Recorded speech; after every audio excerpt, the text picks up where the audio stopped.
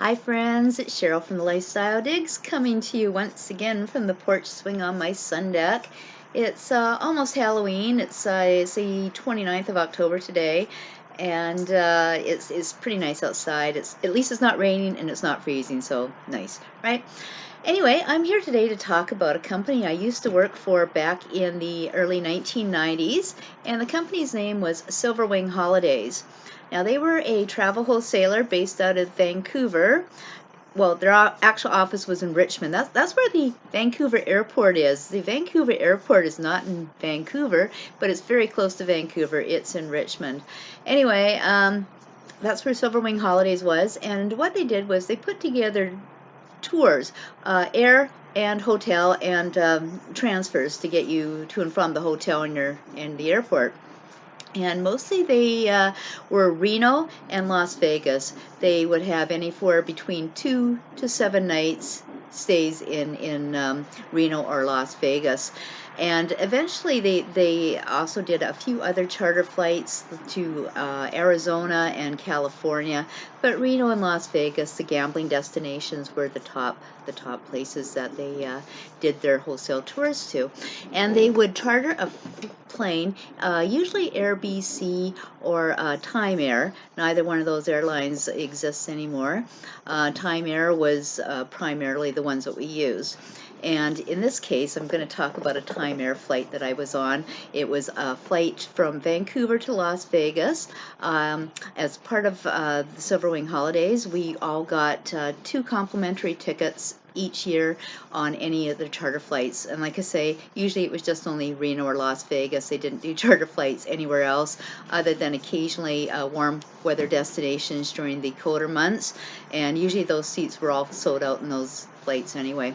So I took my mother on a trip and we went to Las Vegas. It was either June or July. I can't remember. I think it might have been July. So it was very hot in Las Vegas at that time. And the flight was leaving Vancouver at 5 o'clock and arriving in Las Vegas at 8 o'clock at night. And, the flight starts off well. And then we were about 45 an hour into the flight, and there was kind of a bit of turbulence. And then we noticed that the flight crew were moving the people at the back of the plane to the empty seats at the front of the plane. So it was not a sold out flight. That was probably why I managed to get a couple of seats on that flight. In fact, Silverwing was offering really good deals, trying to fill up the plane, like 149 for 3 or 4 nights hotel. I can't really remember how many nights I was away at this point, if it was 3 nights or 4 nights.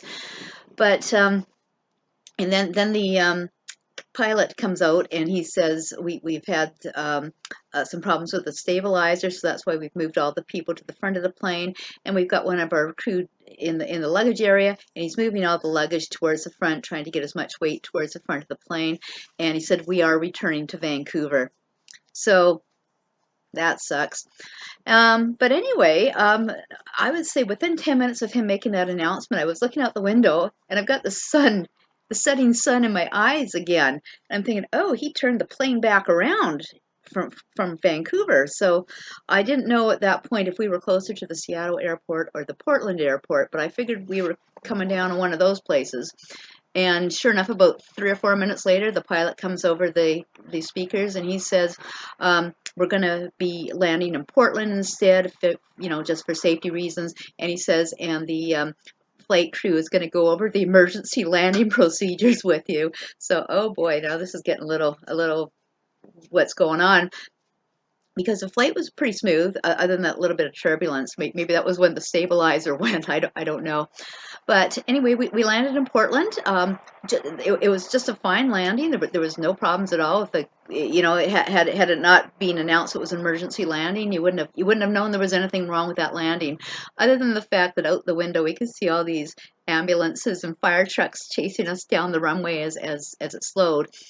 Um, and then it took about another 45 minutes on the plane before they could actually get us docked and offloaded in the airport.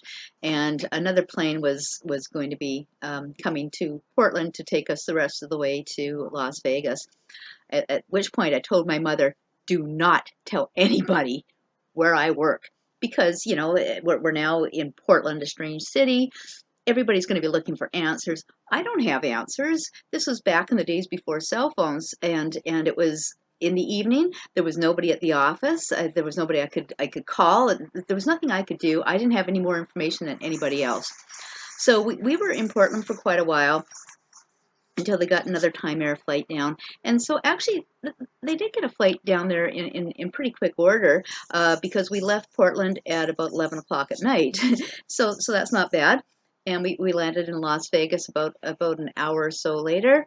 And I remember definitely being in our hotel room at just, it was after midnight. It was about 12:30 that we got our hotel room. We were staying at the Rio Suites in Las Vegas because in addition to my free flights, we also managed to get the hotel for $15 a night, which was pretty nice. It was very spacious, mini suite. Anyway, we had a good time in Las Vegas, and the flight on Thursday, I think it was supposed to go about 1 o'clock or noon or 1 o'clock. We get to the airport in Las Vegas because, you know, there's a bus that picks everybody up at the various hotels, brings us back to the airport. But I can see that we're not, the flight is not listed on any of the departure boards. So it's like, okay, what's going on? And sure enough, the ground reps that Silverwing Holidays had for Las Vegas, they were there at the airport, and they said the flight's being delayed. We're going to take everybody back in the buses. We're going to the Hacienda Hotel. Everybody's going to get a free buffet ticket for lunch. So that's what they did. They said we'll be there for 2 hours, then meet back outside for the bus. So we did that. We get back on the bus. So it's about, I don't know, 2 o'clock in the afternoon. And they said there's been another delay. The plane isn't supposed to get here until, I can't remember, 10, 11 o'clock at night. So he said we're going to give everybody the choice of a dinner buffet or 2 tickets for a show tonight called it was the Legends. No, it wasn't. I can't remember now what show it was, but anyway, I'd seen it before. It was actually pretty good. But and then they also got a couple of complimentary rooms at another hotel, so people just wanted to hang out and rest or whatever. But you know, a couple of rooms really doesn't do a whole good when there's like, I don't know, about 75 to 100 people on that flight. So anyway, we finally get back to British Columbia. I probably get home and in bed about 2 o'clock in the morning, and so I slept in the next day. At the time, I lived in a basement suite at my parents' house, and as I'm leaving the house the next morning to go out and see my horse, my father stops me and he says, "Oh, they've called you at work because you know that this flight was a real, you know, mishap, both coming and going, and." And I guess they want you to call and get your version of the events. And what sure enough, one of the questions I talked to the vice president and one of the ladies in the marketing department, and they asked if the ground crew in Las Vegas had promised everybody free tickets. And I said, well, actually, yes, they did. It's like, oh no, why did they do that? You know, but or it was money compensation. It was really huge compensation that they offered us on the bus. But I knew as an employee on a comp, I wasn't going to get anything. So they kind of got my story, and I think they ended up giving everybody that was on the plane a $150 refund or a $200 credit towards another vacation. And you know, I put it up to the boss. You know, I said, well, because I'm not eligible for any compensation, but how about 2 more flights, free tickets on another flight? And he said, sure, that sounds fair. So I actually went back to Las Vegas later on that year. But anyway, I was cleaning out my closet and I came across this Silverwing hat. Can you believe I still have this hat from the 1990s? They must have given it all to the staff. Anyway, Silverwing Holidays, their slogan was, I need a vacation. And they used to have this little jingle that played on TV commercials and on radio commercials. And I'm not much of a singer. And it went something like, I need a vacation. Gotta get away, give me some fun in the sun to chase these blues away. Give me a vacation. I need a silver wing holiday. There you go. So I need a vacation was the tagline, the slogan for Silverwing Holidays. So there it was in my cupboard. I was actually looking for another hat so I could you know, for my face shield for, you know, for the COVID-19 thing. So I think the Silverwing Holiday hat can come out of the dark spot that it's been in for the last 20, 30 years, and I'll put it back into use. But when I left Silverwing Holidays, it wasn't a good parting. They had people were quitting. They switched to a new computer system. It was just a total nightmare. People were quitting left, right, and center, and they weren't hiring any new staff. That put more stress on the staff that was there. I was in the accounting department at that point, and 2 people left. And then my boss sends me an email. His desk is like 5 feet from me. He can't even walk over and talk to me. He sends me an email and says, "You'll be taking over both those responsibilities in addition to what you currently do, at no extra pay. Thank you very much." So I waited until about 10:30 that night, and I faxed in my immediate resignation, which is the only time I've ever done that for any company. So after I left Silverwing, I got contacted by their lawyer months and months later when I was working for another company, and it was regarding that doom flight for Las Vegas, and somebody was suing them. Somebody was suing Silverwing Holidays, so they wanted to get me in as a witness because I was on that flight. And I actually vaguely remembered this man. He kicked up quite a stink when we landed in Las Vegas because his plan was to rent a car and drive to his home in Palm Springs. I guess it was cheaper, the flight cheaper with Las Vegas, with Silverwing. So he wasn't planning to use the return flight. He was going to rent a car, get to Palm Springs, drive his car home from Palm Springs.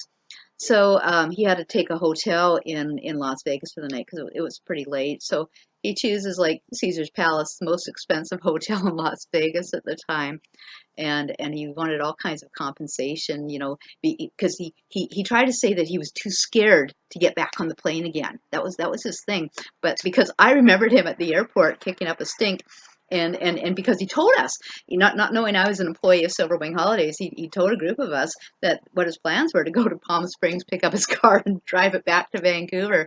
So he had no intention of getting back on the flight, and his little lawsuit trying to claim that that he was too scared and emotionally distressed and everything because of the emergency landing in Portland. And I had to describe the emergency landing, which was not a big deal.